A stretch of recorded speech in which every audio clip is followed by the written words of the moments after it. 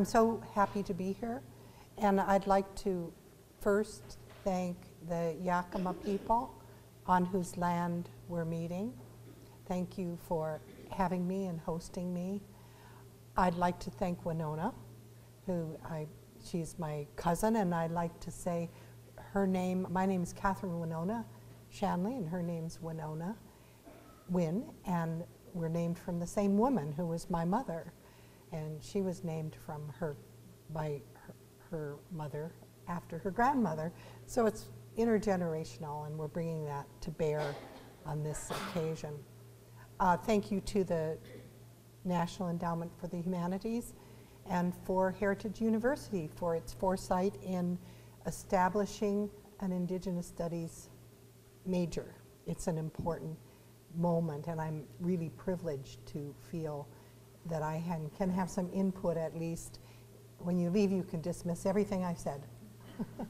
But at least while I'm here, I have brought ideas from many years.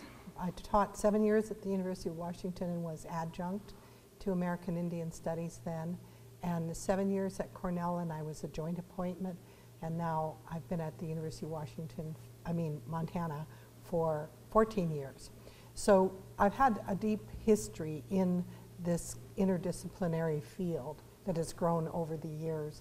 So I want to bring some of the knowledge that comes with that, but also as a scholar, what kinds of approaches I've taken to developing my own interests within that field. Today seems to be one of those allergy days. I don't know if you all are feeling it. Today I want to talk about finding the right words.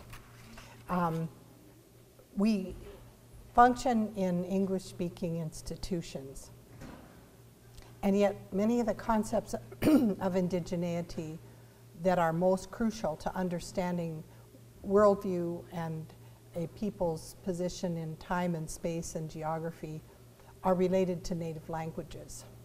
So in that respect, speaking in English, we're having to find words to describe what it is we want to say. It is our lingua franca. It is the language that we all speak. So I wanted to also signal by saying finding the right words that we also need to work within methodologies that have the right frames or paradigms, as they say. I'm someone who believes with the Mayan calendar that we are in a position of paradigm shifts globally when people are beginning to look differently at how the world thinks. It's a shift in consciousness. And at the center of that shift in consciousness is thinking around gender. So I use the term gender in a very broad way, but I also want to signal something specific. France just voted to legalize same-sex marriage. That's an incredible move forward for a movement that has shocked me in my lifetime. I thought that the University of Illinois would never get rid of Chief Ilanowick, and I never thought there would be a time when same-sex marriage would be recognized. Many states in the United States have recognized same-sex marriage. And so as both of those paradigms shift, where we can no longer trivialize indigenous cultures and pretend we're honoring them by putting up cartoons and running around with fake tomahawks and acting like they're pagan and savage and warring peoples, as in Chief Ilanowick. Neither can we say that people, same-sex people who want to marry are less in love, less capable of building family, less capable of communicating to the rest of the world what they think or building communities than any other two people in the world. So there's a paradigm shift going on. When we think of indigenous cultures, it's time to look at what we have in terms of academic evidence and try to see if there are other frames in which to bring our knowledge to bear. So what I'm going to do today is start out with some general ideas about gender in Native North America. And then I'm going to go to some specific questions, specific cultural examples of particular things. And then last, I'm going to pose some questions to you about education and how we can grasp this complexity in studying and teaching things from a more broadly gendered perspective. I'd like to start with a quotation from Aldous Huxley. He says, "Never give children a chance of imagining that anything exists in isolation. Make it plain from the very beginning that all living is relationship. Show them relationships in the woods, in the fields, in the ponds and streams, in the village, and in the country around it." So I see that as an important educator's cornerstone that ties to the 3 R's: respect, relationship, and reciprocity in Native cultures.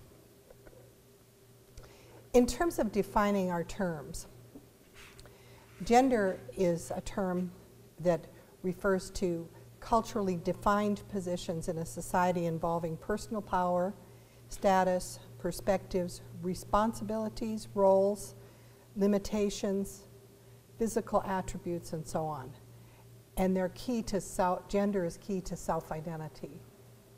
I like alliteration, so I often go respect, relationship, reciprocity, and then I add responsibility or roles, or I get all my R's going.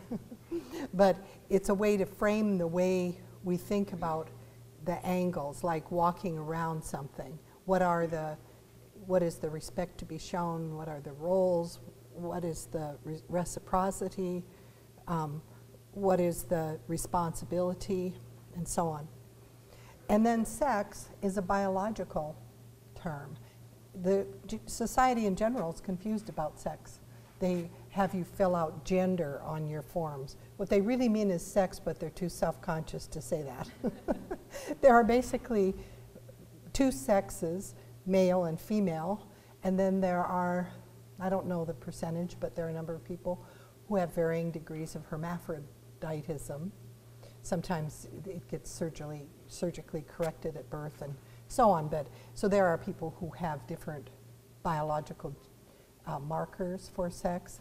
But let's keep those 2 terms separate. Once we detach gender from sex, then let's see how we can differently conceive gender. Okay, then culture. What is it we want to talk about in relation to culture? Well, the term culture was originally linked to husbandry, meaning growing things. It comes from the German word Kultur, C-O-U-L-T-E-R, which is the blade of a plowshare. So it's very basic to turning the soil and making something grow.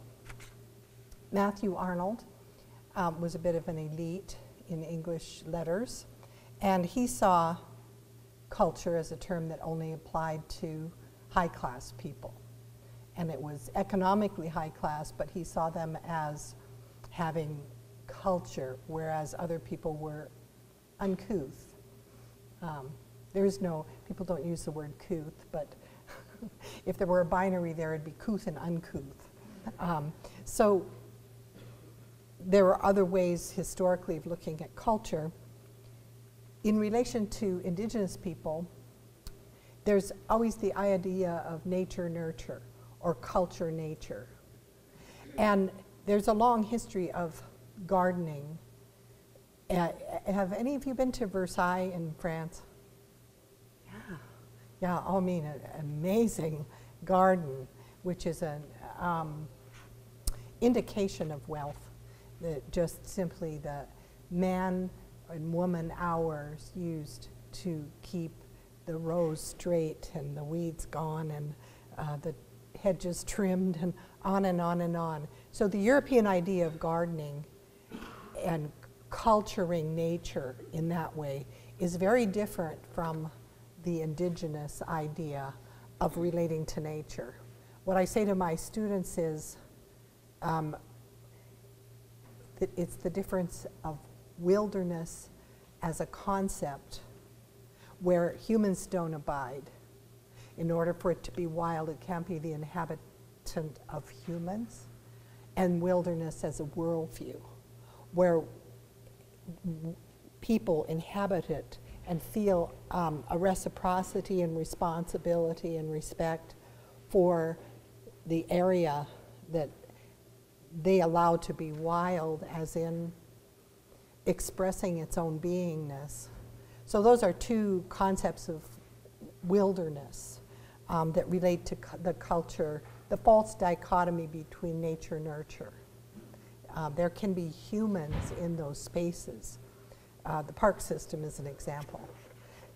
One of the funny things that's come out recently, my being from Montana, is how the publicity for Yellowstone National Park, the early publicity that was sent out for tourism purposes to the east, was designed to bring people into the park by saying that not even native people ever lived there.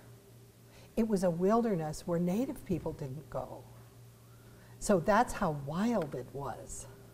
Well, it's not true at all. There are all kinds of teepee rings, and native people have stories in their lore about the geysers and other aspects of Yellowstone National Park.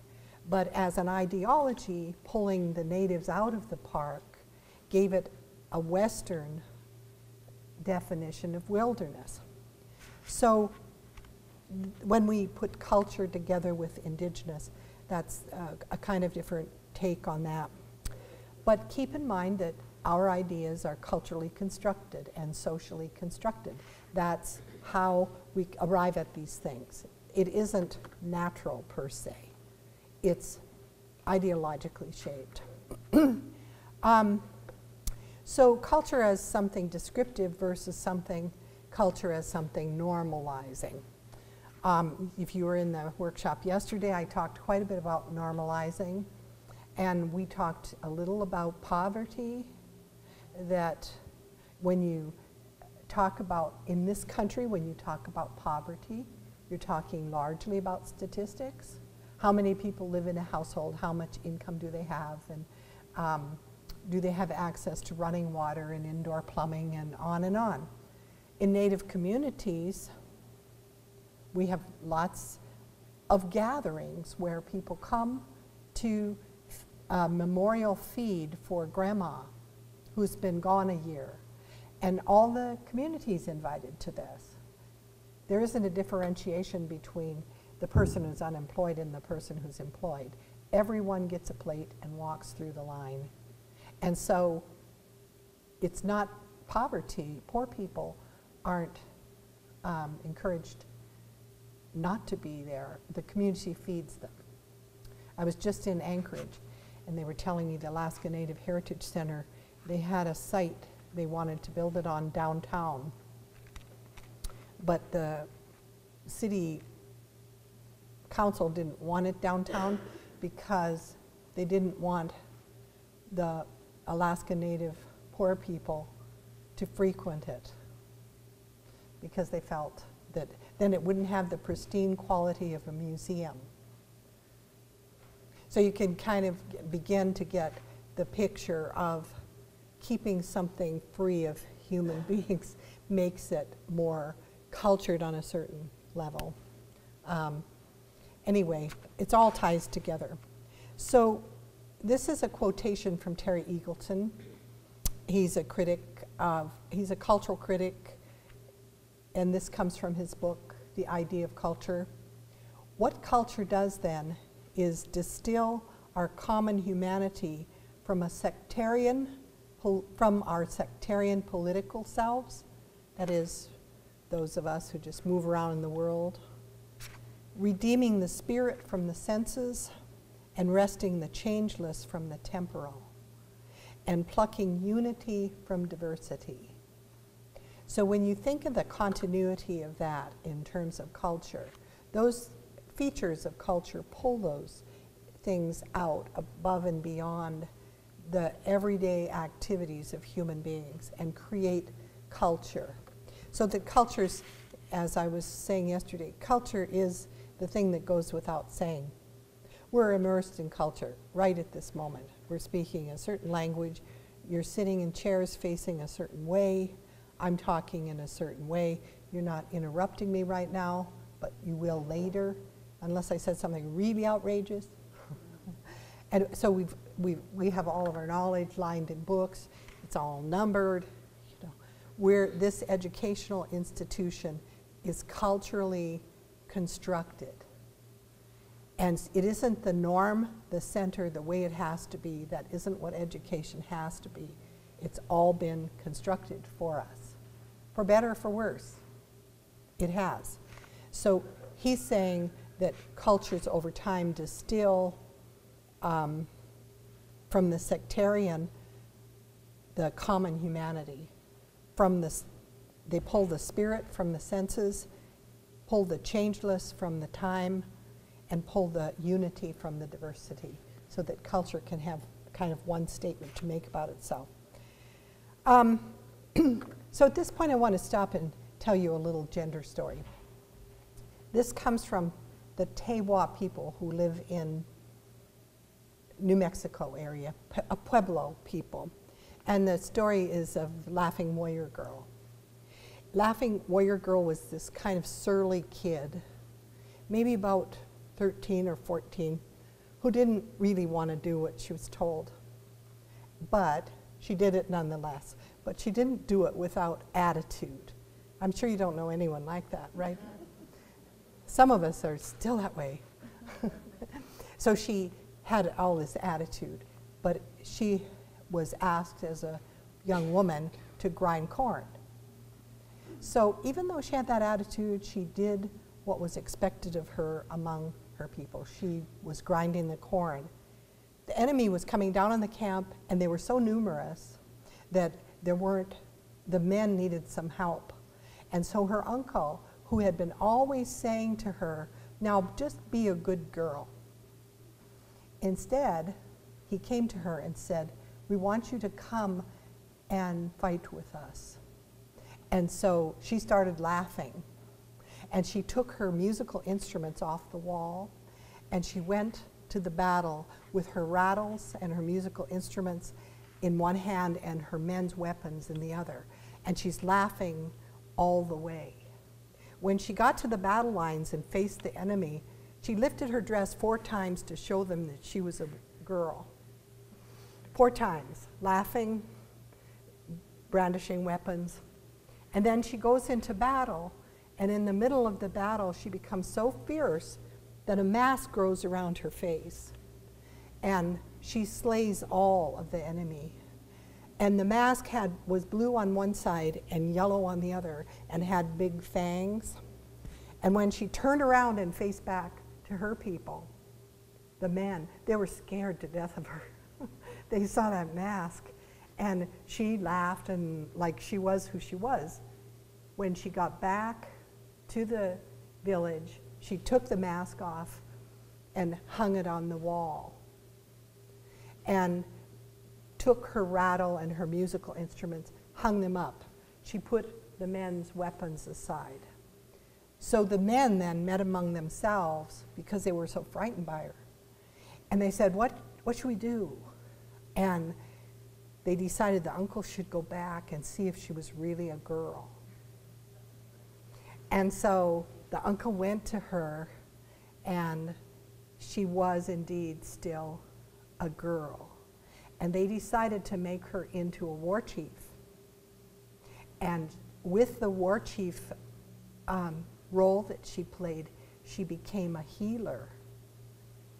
but she also became a good girl, and she continued to grind corn. So what does that story tell us about gender? People are watching her and seeing what kind of power she has within her. And when the time comes for them, when they need her power, they approach her. And then when her power manifests itself, they don't know how to think about it. And they decide that whatever it is, it's special. And that they have to find terms within their own cultural paradigm to embrace that power, give it a place. I often talk about Papago Woman is an autobiography I used to always like to teach, where when the men would go to war, when they'd return, they would have the scalps of the enemy and they'd wait on the periphery of the village, and the menopausal women would go out to meet them. They would escort the men in, and they would have a ritual to re-domesticate the masculine forces that went with that effort to go to war. So they'd not only reintroduce the men to their community, they didn't want the male energy to be confused with the energy of women that reproduces. That's the most powerful communal energy, is women's power to bring new life. And men have a power to take life, and that's not equal. Those aren't equal. The women's power is greater. So they don't interfere, so the women beyond menopause go to negotiate this. They come in, they create a shrine and take the scalp of the enemy and put it and feed it. They have a responsibility to also domesticate the enemy, because they've introduced something among themselves. And the most important thing in any indigenous community is the Kinship Network. You cannot break that. You have to keep it strong, no matter what it takes. So they were afraid of the power of the enemy. So the only way to deal with and diffuse that power was to continuously create kinship with the artifact of that event. So with the warrior girl, the laughing warrior girl, she represents many things, as you say, with the music on the one hand and the laughing, and with the weapons on the other, and then the mask that fuses with her, and then the mask that removes, and then Corn Mother at the beginning and Corn Mother at the end, to create this cohesion of the idea of the role of the individual in bringing his or her power to the fore. It's a pretty powerful kind of metaphor, I think, for looking at something a little more broadly than, as I always say, thinking in nouns like identity. Little children will say, my girlfriend just came to visit me, Brenda Child, she's an Ojibwe historian. She brought her 12-year-old, and we were in a car with her 12-year-old and another 12-year-old girl, and she turned to me and she said, "So, what's your favorite color?"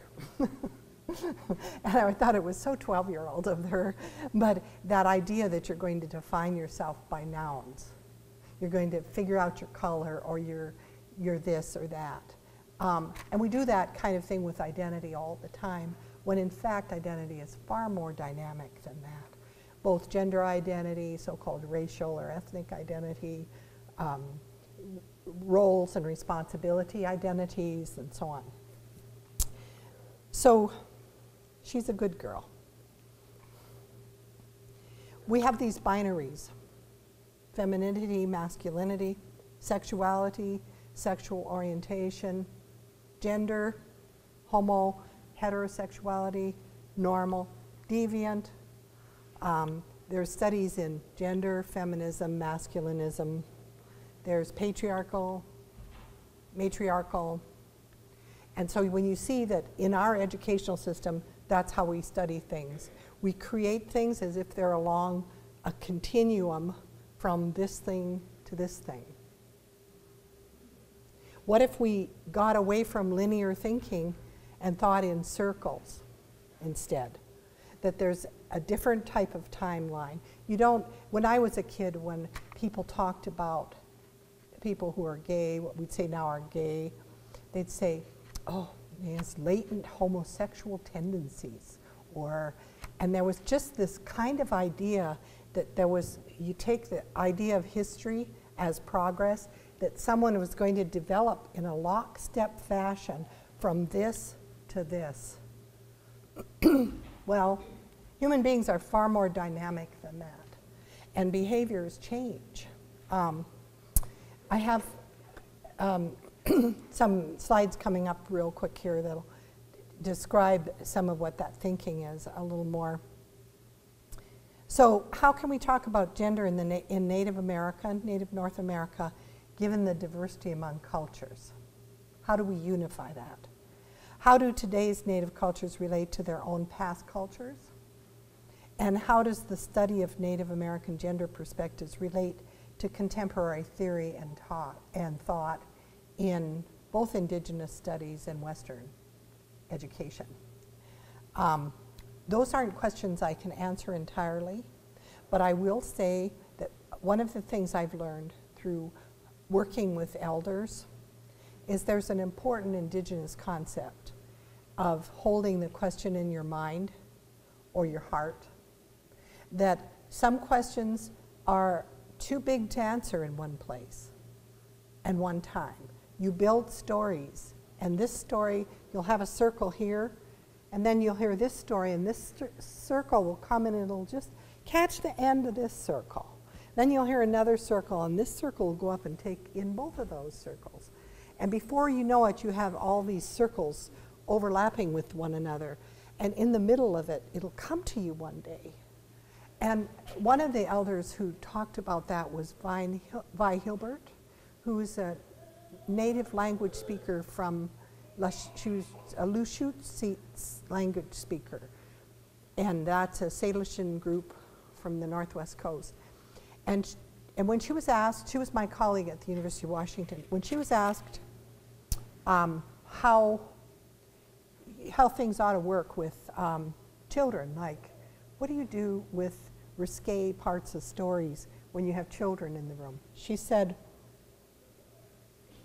in our cultures, children were always there.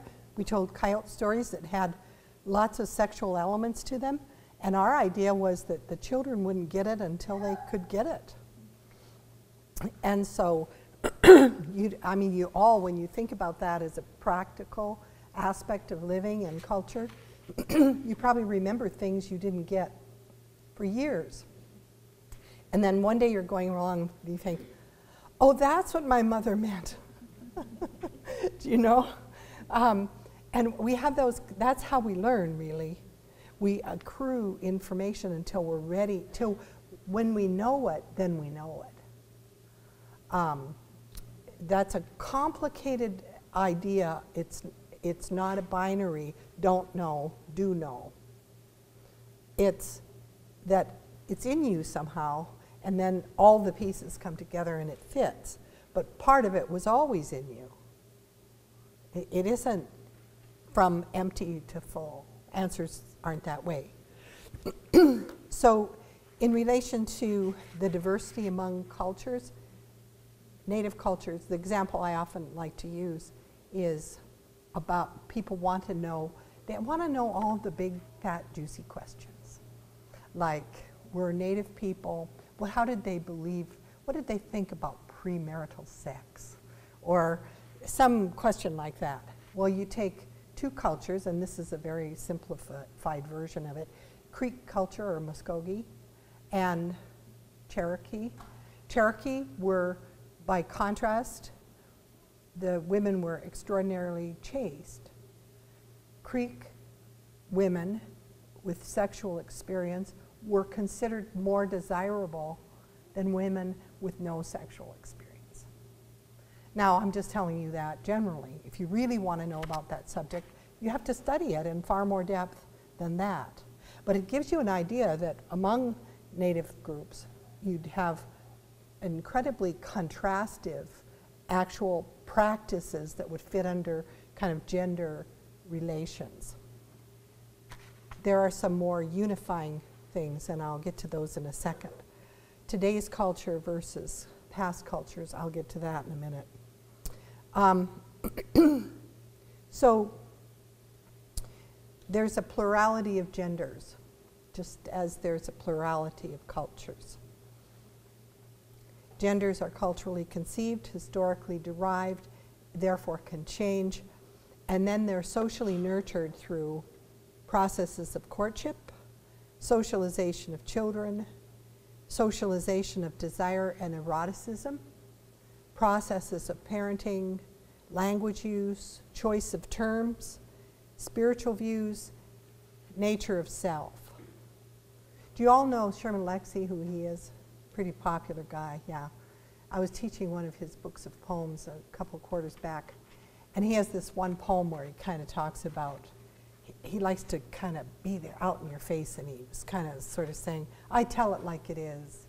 And so then he says something, and he refers to the male organ as a dick, and acting like he had been so bold in public, confronting someone and using the term dick.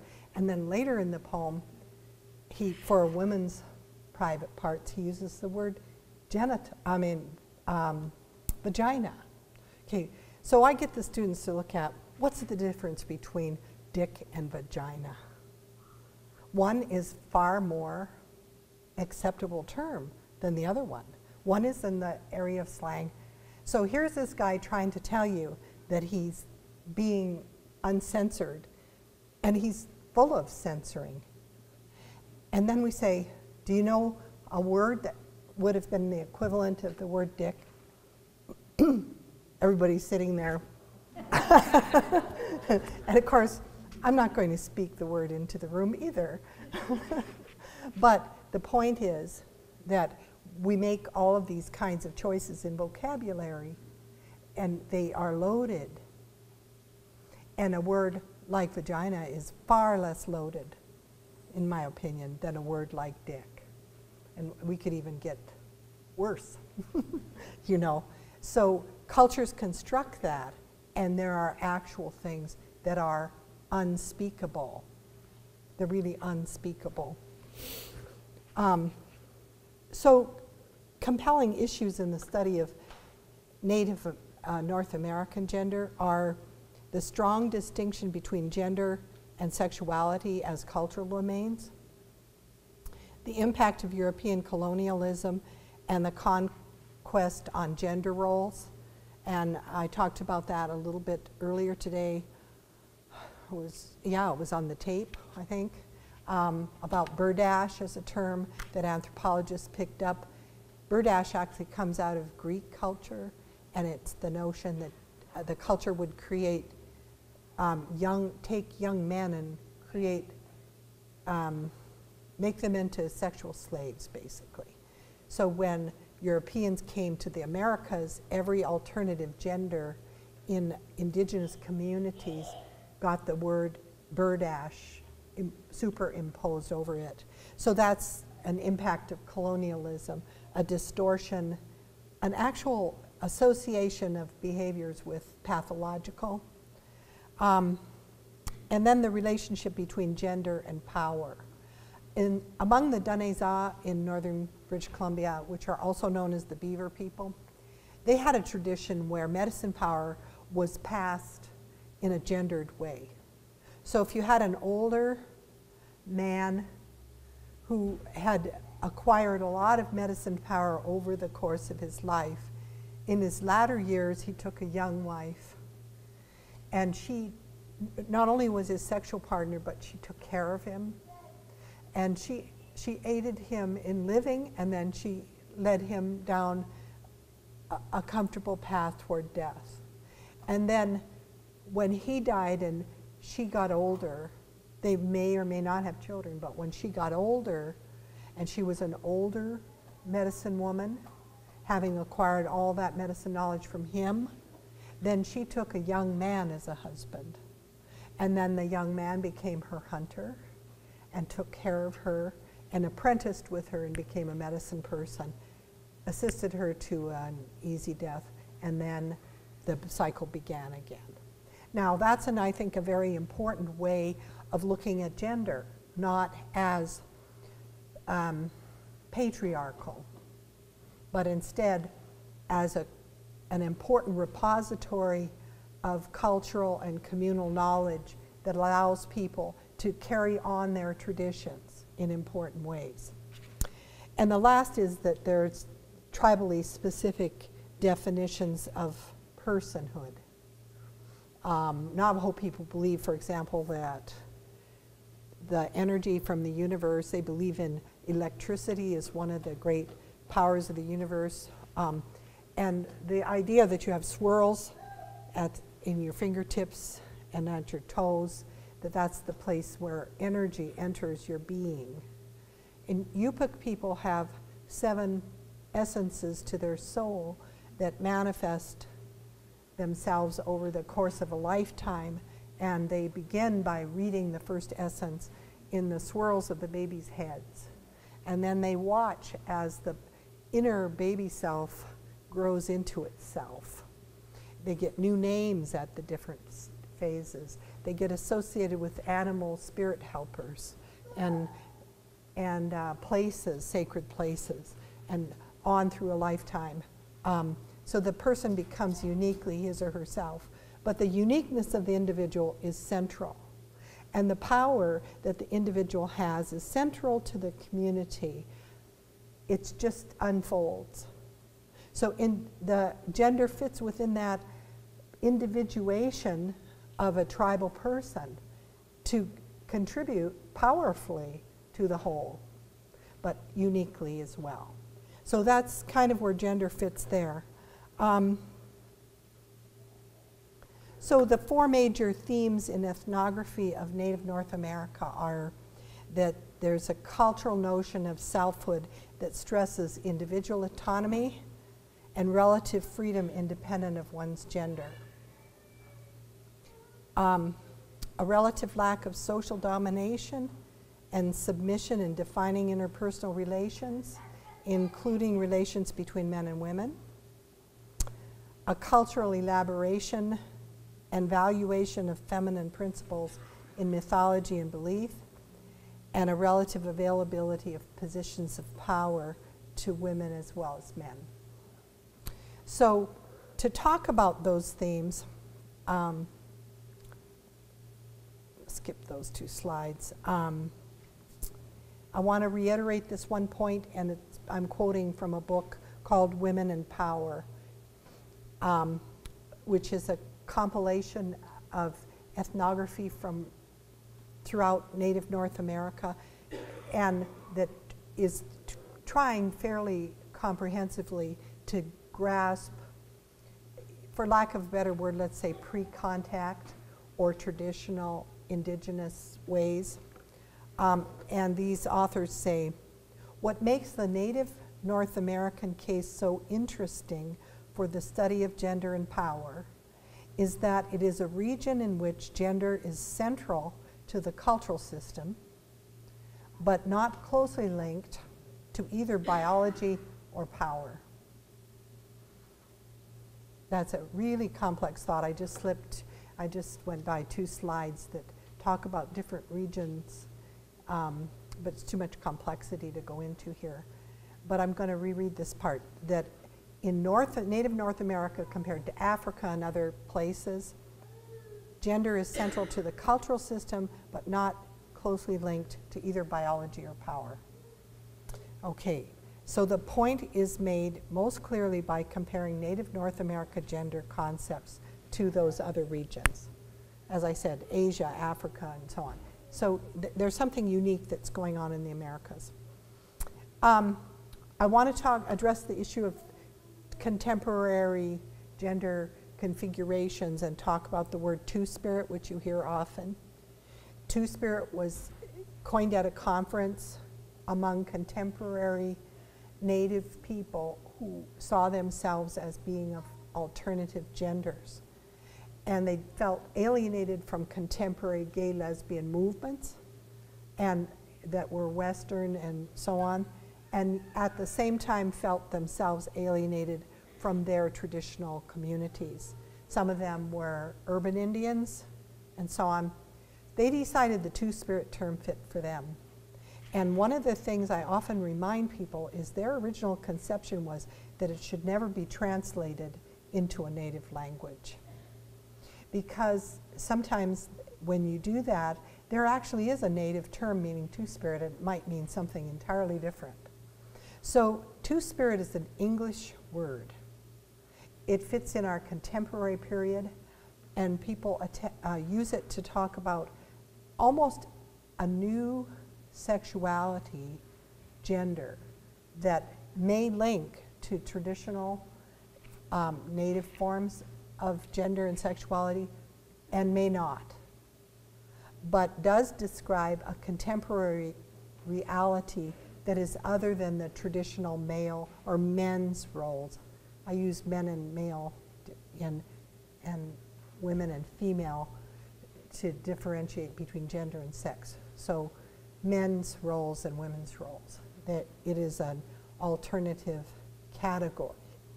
We get into trouble, I talked a little bit about that earlier, trying to impose Western words like transvestite or homosexuality comes out of a long history in medicine of pathology.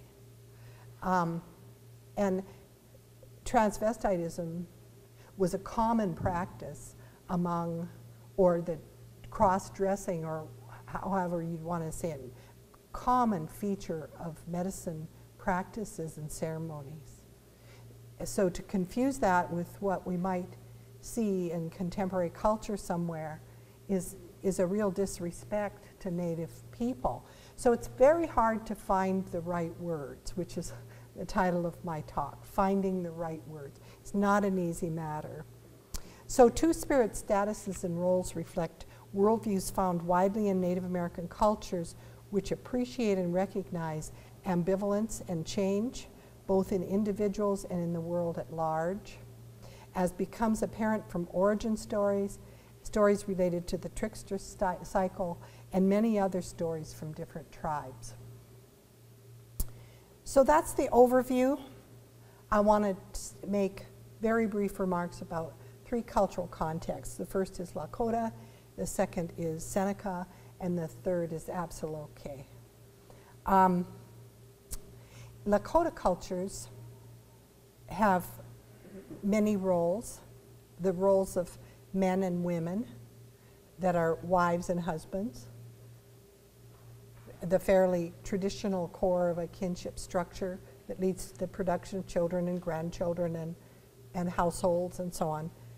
Then there are healthy and self-actualized roles that are alternative genders, according to B. Medicine, she's a late anthropologist, Lakota anthropologist, who dealt pretty extensively with alternative gender. And Winkte is a category of a male, biological male, who it translates to wishes to be a woman. But it's a male who performs both male and female roles. Sometimes Winkte dress like men, and sometimes they dress like women. Some of the activities they engage in, their call comes from the thunder being to be who they are, and they name children, they administer herbal medicine, they prognosticate outcomes of war, they have a respected social position, but not an enviable one. A parent would not want her or his child to be Winkte. They just see that it is the way it is. It's a spiritual attribute. Their beingness originates in dream. And another, I call the Heoka category a gender category. It isn't often referred to that way because the sexual orientation of Heokas is not commented upon so very much. But the Heokas are the sacred clowns. They do everything contrary-wise and backward. And in that sense, they move between and among gender roles. And so they become huge cultural commenters. And when people behave unethically and morally, in public Heoka ways, they can harass them around all kinds of things. In the Southwest, you see those pictures of, especially among Hopi, the pictures of the sacred clowns that have the horns that come up and they wear stripes and they climb down from the roofs during ceremonies. And part of what it's about is to destroy the binary. So right in the middle of a sacred ceremony, like in our tradition, Lakota tradition, the Heokas always come out during our Sundance. And some of the things they will do will have people who are just earnestly and seriously suffering for the people. They've been fasting for days, and they're doing something like carrying buffalo skulls behind them, dragging them behind them, suffering for the people. The Heokas come, and the men will be trying to make 4 turns around the medicine lodge, and they're pulling their buffalo skulls. The Heokas will get out of their trucks or whatever, they'll come in their garb, and you can't tell who they are because they're totally covered. And they'll walk in front of the men and harass them and call them names. When the men are suffering, but they're also taking themselves extraordinarily seriously. And it's a time for people to be humble, not to feel heroic. And so it's an interesting way of entering the mix. So the men will stand as they go around and they'll pray to the directions, and the Heokas will stand and pray the opposite way. You see? So they have a function like that takes gender kinds of things and reverses them and makes people walk around them and see them some other way. So I see them as an alternative gender, because most people live within their gender. However their gender is, they kind of move through the world that way. Heokas don't. They move in a pattern around things. The keeping of the soul ceremony is where a respected person has a medicine bundle made and kept for a year, and then the spirit is ceremonially released after a year. A rite of purification is the sweat lodge, and so on. Crying for a vision is the vision quest, and then there's the Sundance. Then there's the Hunka and Kola ceremonies for the making of relatives. And then there's the girls' coming of age, and also the throwing of the ball. And in those ceremonies, especially the throwing of the ball, those are associated with buffalo, because it's called the buffalo dance ceremony. And the coming of age story is because the buffalo are the center of the culture, and they're envisioned as female because they came up out of the earth. And that's a very opposite view of what people have. They think of a big hulky buffalo and think of it as a masculine image, but it's actually a feminine image. So it's associated with women coming of age. And the throwing of the ball involves the creation of a ball out of buffalo hide, and the girl throws it, is in the center of the community and throws it, and people throw it back to each other, and they're not supposed to let it touch the ground. And it's like she's the center of the cultural community, because she is, as the young girl coming of age, she's the one who is the future. She's producing the future. So in the revitalizations, this is speaking to the question of contemporary versus historical and archival images of culture. The male rituals among Lakota have been, after periods of religious oppression, of a good 50 or 60 years when certain practices were strongly discouraged and punished and prohibited and all of that, the male ceremonies started to come back faster than the female ceremonies. Because I think that some of the things associated with women's bodily functions relative to menstruation and so on there were still elements of shame and seeing it as the curse that came out of Christian traditions.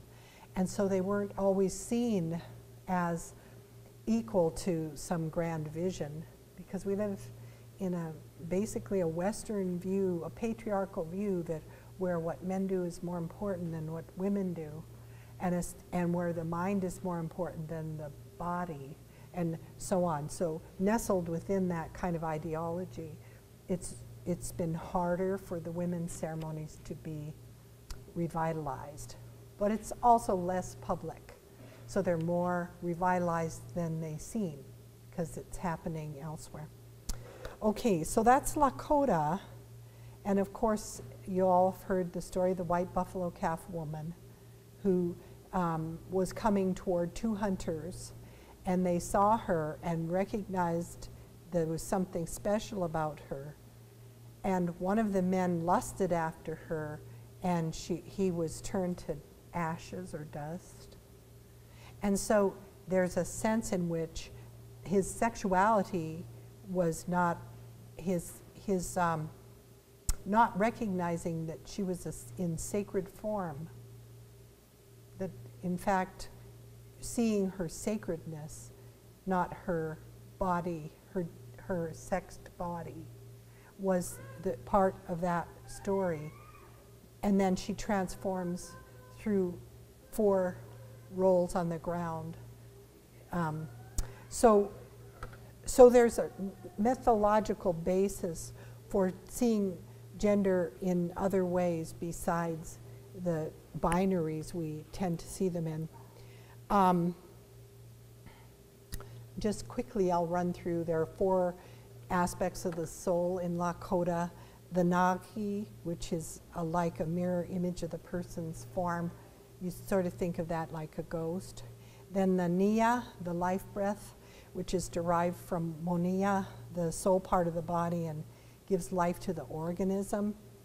And then there's the Sekun, which is the mysterious, spirit-like power all things possess. Unique traits in all things, not just humans. So the Sekun is that spirit part of a soul that gives it its distinct caste, so that a fox is a fox. But that's where I think in Lakota thought gender rests, is in that form of the soul. And the 4th kind is Takuskaska, which means what moves, moves. And that is that animating force in all things that creates the life. And of course, above it all is Wakataka, which is the great mystery. And in marriage, Lakota women, the most esteemed marriage was arranged, but there was a right to refusal, and the least esteemed was elopement. The bride price, when a woman who came with the bride price was highly prized. That has to do with the fact that marriages were for the community to create the right kinds of alliances. However, and then the woman would go with the husband's extended family or tioshpai. I try to avoid words like matrilocal and patrilineal and so on, because they're so anthropological and they often miss the actual material reality of what they did. But the woman owns all the household possessions. And if she decides the marriage doesn't work for her, she puts his things, his few pitiful little things, outside the teepee door. And he knows when he comes home, if his things are sitting out there, that's the end. You know, go find yourself a country western song. It's over, buddy. So One of the things about the difference between arranged marriages and elopement is that personal restraint is very important in Lakota culture. It's not chastity in the sense of never having sex, though that's part of it, and there are all kinds of ceremonies. You should read Water Lily will explain a lot of the genderization questions, but it's about gaining control, just like a man in a Sundance gains control over his suffering. He learns to endure and to forbear and so on. Women are supposed to learn sexual restraint and not run away with somebody and not dishonor their family, but to put those people first. So it has a large kind of cultural purpose. The second I want to talk about quickly is Seneca Women. Seneca women historically and contemporarily have had tremendous power. Among Haudenosaunee, which are the Iroquois Confederacy, Seneca women have the right to nominate, confirm, and depose male chiefs. And that happens to this day. They have a central council fire, and the women put the men in there. If the women don't like what the men do, they take them out. And they don't go back in ever, ever again. If they put them in, they're in for a lifetime until the women take them out. So that's how the political balance works. There's participation in village and tribal decision makings. In historical times, they had control over war captives, which is something about the John Smith story, that Pocahontas had a role in saving him because women did in those many of those cultures along the East Coast. Women made the choice about whether a war captive lived or died. The right to adopt them, it was often a practice to adopt a war captive and make the person into a relative. There's a lot that can be said about that. They were the owners of the land, the horticulture, and of the home. So women owned everything. They had influence over decisions to fight wars, and the descent of blood in terms of citizenship came through them. So if Seneca men married other women, they had to fold into those kinship networks because it was the women's blood that made the determination. The possession of official titles for clan mothers, chiefs, faith keepers, and pine tree chiefs and war chiefs. So they possessed titles for all those chiefs. And the children belonged to the woman's family. So Seneca power, the power of women within Seneca culture was pretty extraordinary, very negotiated. Now I want to talk just quickly about Absoloke, which is Crow. There's a book called The Stars We Know, which is about Crow astronomy. And in that, there's a story of a woman who is called Red Woman. She's very fierce and older and to be feared, spiritual, but driven by something. So she comes up in the mythology. She has a trickster quality about her, but she's more than that. She's truly fearsome. In one Crow source, they refer to her as what you might think of as a witch. So she's walking, and there's this young couple camped. The husband has gone out hunting, and the wife is pregnant, and she's there. And he says, don't let anyone into the house or into the teepee till I get back. Well, along comes a Red Woman, and the wife sees her and thinks out of hospitality she should offer her something to eat.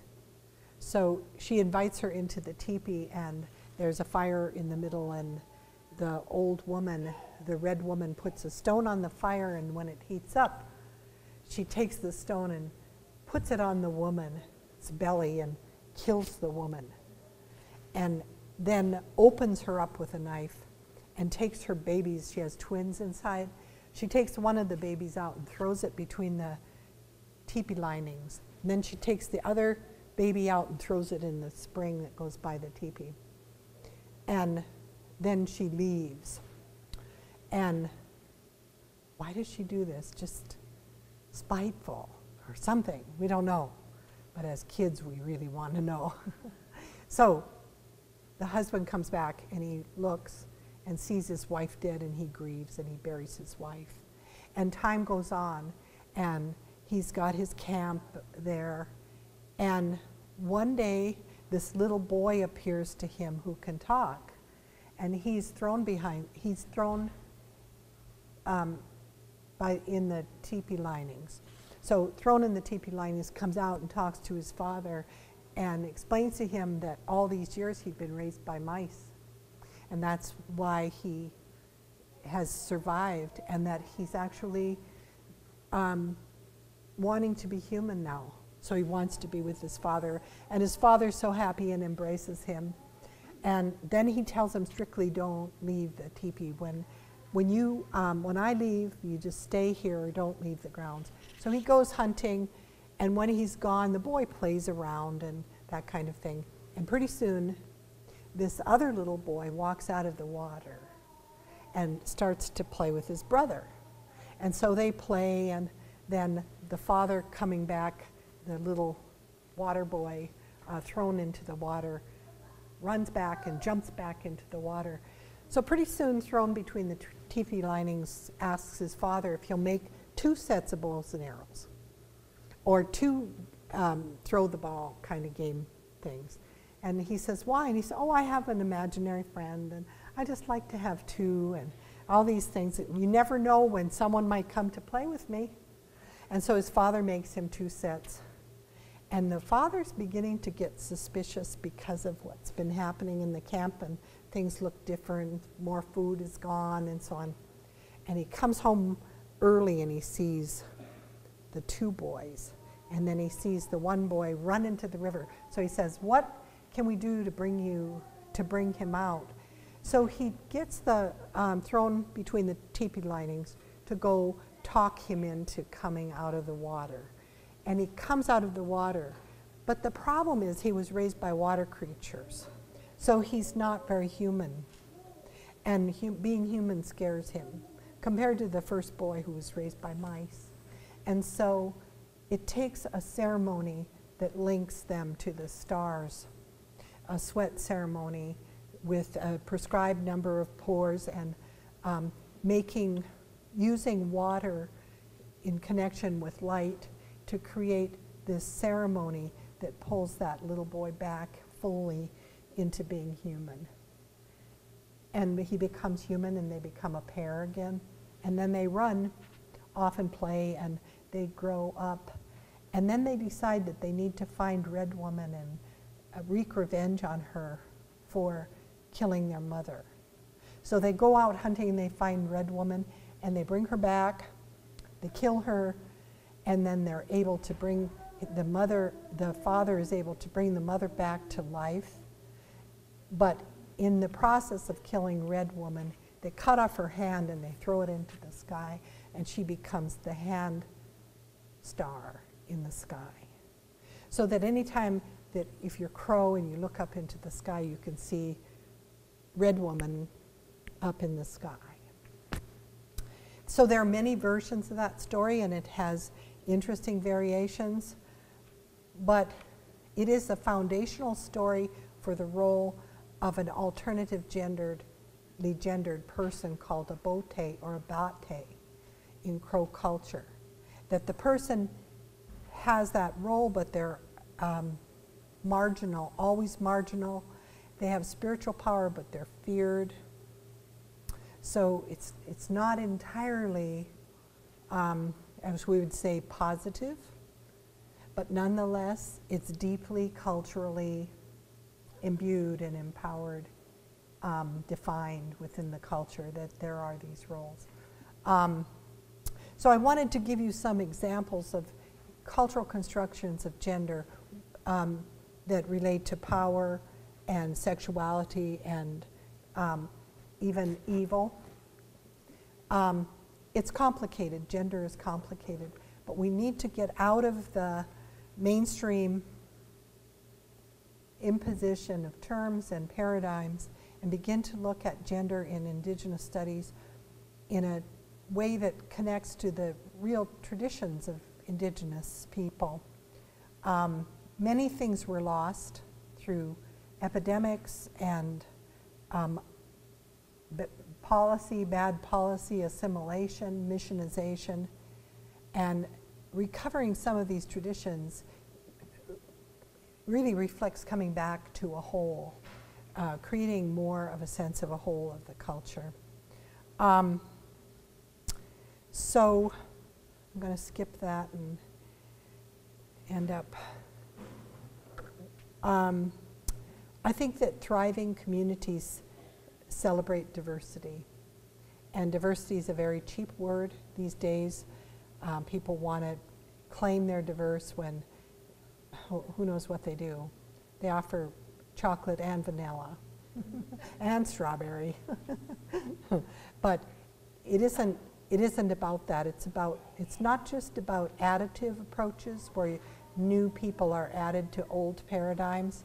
It's also about taking the actual cultural terms of being different and other, culturally othered, having survived colonialism, taking those terms and redefining the center and redefining the whole, pulling up different questions, having different paradigms, having different conversations.